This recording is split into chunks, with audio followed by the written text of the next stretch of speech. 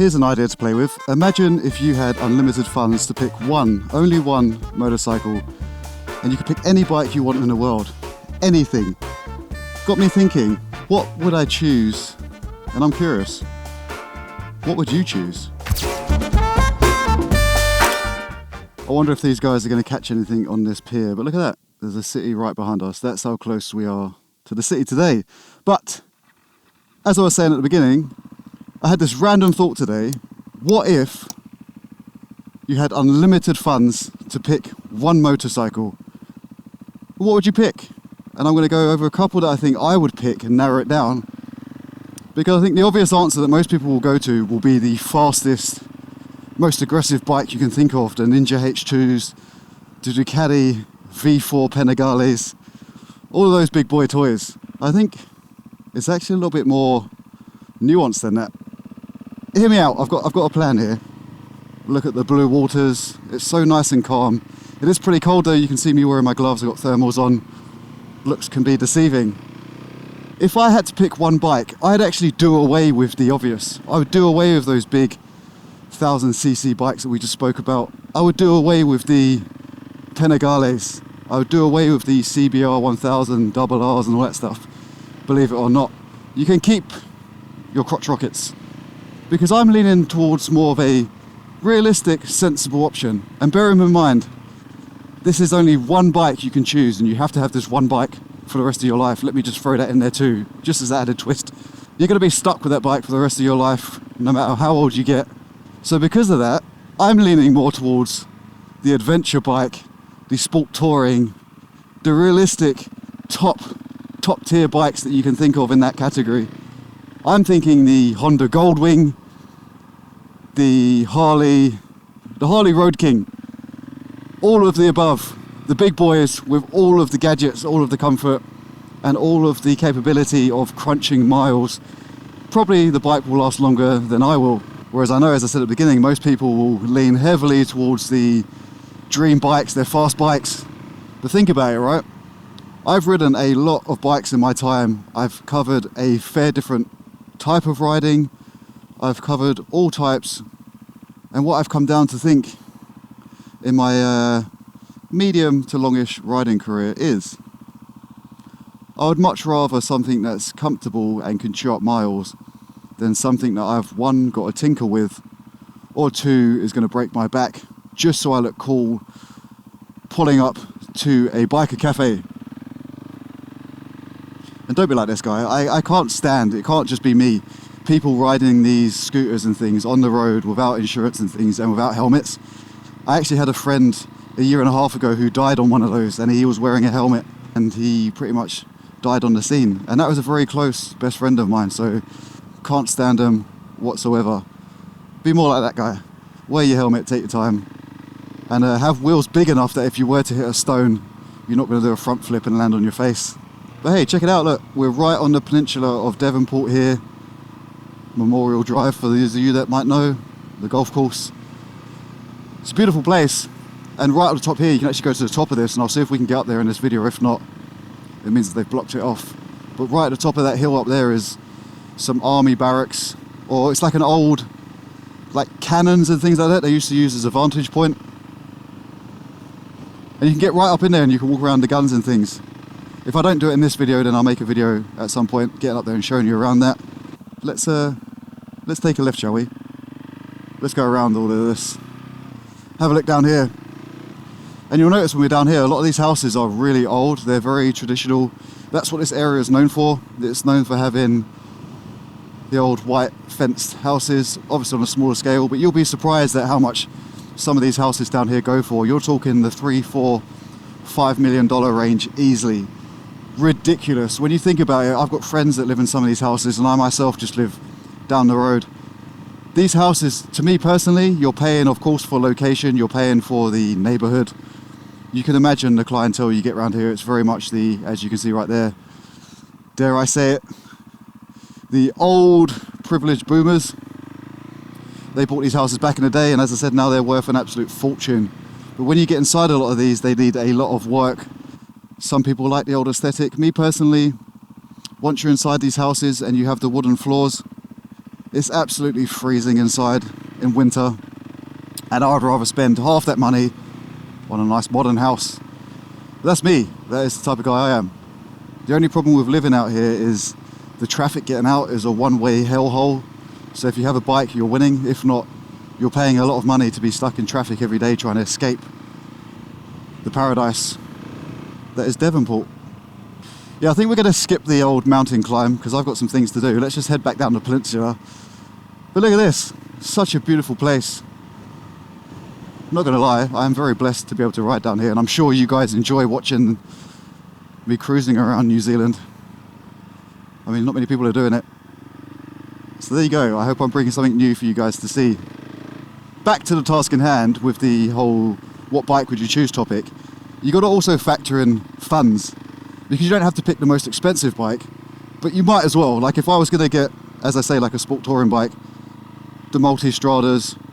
Let's follow this car. If I was going to get like the likes of the Multistradas, the Gold Wings, those kind of bikes, I would want to be getting the top of the line range, everything included. I want the GPS, I want the heated seats, I want everything. I want this thing to make me tea, coffee, I want it to answer my emails, I want this thing to give me a massage. So you might as well go all out and go for comfort. That's my opinion. Because if I had a bike that expensive, I would want to be on it all the time, and I'd want to go for... But I can also see an argument as to why some of you guys, especially you younger guys, would definitely go for the S1000 RRs, the M1000, all of those kind of things, because they are very cool. It's like the thing we all started with was the dream of having that super fast bike. I just find as I get older, and I'm sure a lot of you guys watching this are older than me, and you can chime in too, the older you get, the more the novelty of these bikes wear off, believe it or not. Especially when you start to ride them. They all start to feel a bit same, and they're in that elite category of overkill, and I mean the overkill of overkill. Just doesn't really make sense every day. And I think for that reason, that is why I would cancel out those kind of bikes. So I'm sorry if you're thinking, why the hell wouldn't you get a 200 plus horsepower crotch rocket? And then think, even little kind of roadworks like that, on an M1000, you'd be petrified of flicking stones up or dropping the bike. And that's not what I want for a lifelong dream bike. But this is something nice, isn't it? Just a nice little cruise down the old back streets. Makes a change from us always racing down the twisties. As much as I love those kind of rides, it's quite nice just to get out and take a nice little cruise. Take a little time for myself, hang out with you fine ladies and gentlemen. But this is pretty much what everyday life in New Zealand looks like. This is a Saturday morning at the moment. There you go, 11:32 in the morning. A lot of rugby games going on. Oh, and I must not forget about these errands I need to run. So let's head in that direction and get that out of the way. We've got a busy afternoon ahead of us. Can't be potting around these back streets all day as much as I'd like to. But then this is something you couldn't do if you had a Gold Wing. It would be a lot harder to filter through on something that big. So there you go, there's a lot of nuance to this argument, but it really does depend on the type of person you are, type of riding you do, and the type of places you ride. If not, maybe get something nimble. I mean, for some of you guys, this KTM here might be your chosen bike. A lot of you supermoto freaks like to watch these videos for this bike. And if you do, and you're still watching, let me know in the comments and I'll do some Q&A on the supermoto or anything like that. Throw them in the comments. Yeah, if you want a general Q&A kind of video, just let me know. I'll happily do it. Ask me anything. You want to know about bikes? You want to know about this bike? You want to know about bikes I've had in the past? You want to know about cameras, YouTube, filming, all of that stuff? Let me know in the comments and I'll happily do a Q&A thing. I think that could be quite nice. Something different. Doggy! Now we're talking. See, this would be the Gold Wing. You know what I'm saying? If I was going to have a long-term beast of a bike, it would be a bike that was the equivalent of a camper. A nice high-tech, full kitted out camper. That would be me. But here we are, rolling into Takapuna. These kind of areas are very much hotspots for people on the weekends to come get their coffees and go for a walk. I'll show you down the waterfront and we'll cut it down there, but they're just small little townships. And for some reason, everyone likes to gravitate around here. I don't understand why. There's not much here. There's a couple of coffee shops, But this is it. It pretty much starts here, finish off where those buses are down there, and just heads off down the right where we're going to go now. Very small place. As with most things here in New Zealand, everything is on the miniature scale if you're from a big city. I don't know if I'm meant to go. I can't tell if this right is for the straight right or just the right. But here you go. It's pretty much made up of small boutique shops because the clientele around here is usually quite wealthy. And that is a crossing. No problem, ladies. I mean, it's quite nice. It reminds me a bit like university accommodation, like that kind of area you'd get back home. Trying to think, I'm thinking like Reading University and things like that. That's what's giving me those kind of vibes. Anyone from the UK will know what I'm saying. It's kind of like those little places you get around catering to students. But out here, this is a very wealthy place, believe it or not.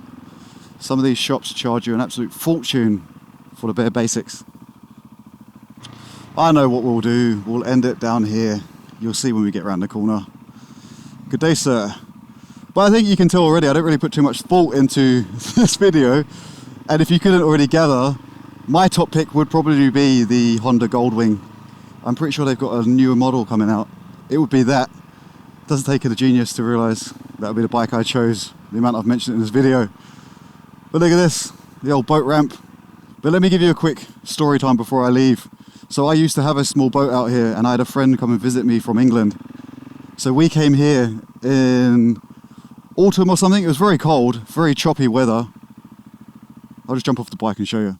So he insisted to go out on the boat, obviously, because a lot of people in the UK don't really get to go out on boats. Turn this off, goodbye. But essentially we launched off here, my tiny little dinghy thing, and attempted to go over there to Rangitoto Island. And this is nothing. When you get out past the bar, the waves are dangerous as can be. The boat was like facing to the sky and I was terrified. I thought, what have we done here? And I knew we'd made a bad decision because everyone here was standing and watching us, pretty much laughing and filming. But there you go, there's a random little story time for you. It's pretty dangerous out there. But anyway, I love and leave you guys. Thank you very much for watching. I'll keep bringing you more videos now that I'm more settled in. If you haven't seen my latest video, you'll see that I've had quite a lot of life changes at the moment. But we're back. So anyway, thank you guys for watching. See you guys in the next one. And let me know what bike you would choose if you had unlimited funds. See you guys next time.